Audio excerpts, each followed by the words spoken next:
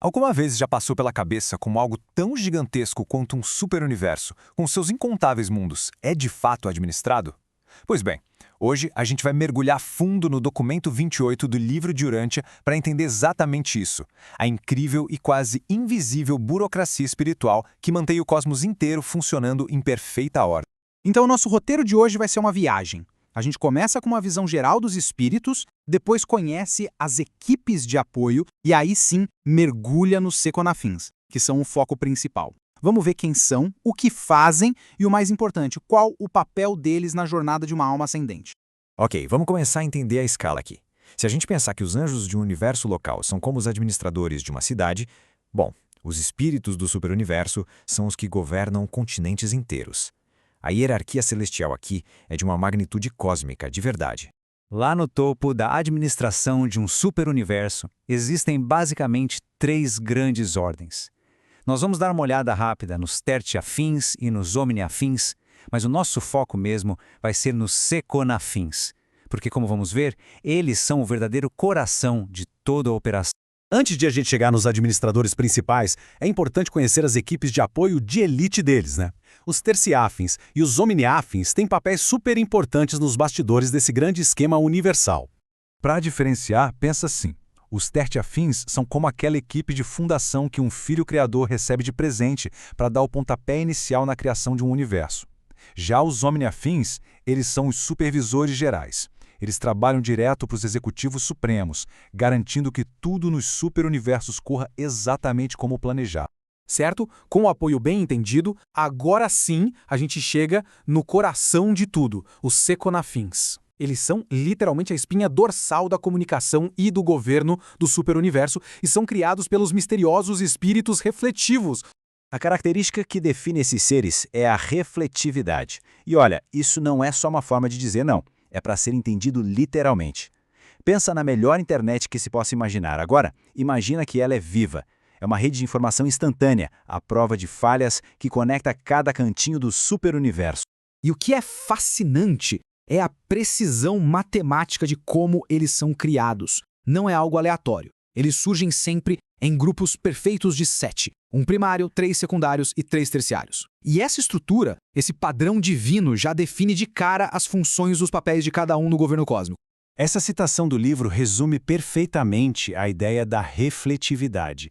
Imagina só, em vez de esperar por relatórios ou mensagens, um governante do superuniverso simplesmente consulta um espelho vivo para ver e ouvir a perspectiva de um ser lá do outro lado da galáxia.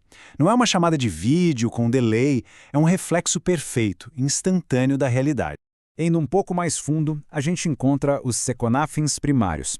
Eles são como a equipe de comunicação pessoal dos anciãos dos dias, dos 3 governantes de cada superuniverso.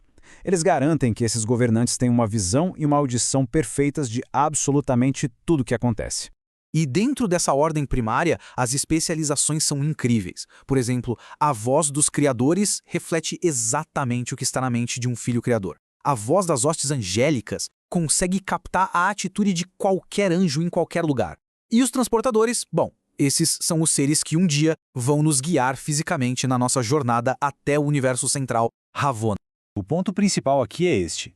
Os seconafins primários são a central de informações cósmica definitiva. Eles permitem que os governantes, lá do seu ponto de vista privilegiado, tenham conhecimento perfeito e instantâneo tanto do paraíso, que está acima, quanto dos universos em evolução, que estão abaixo. É basicamente onisciência em tempo real.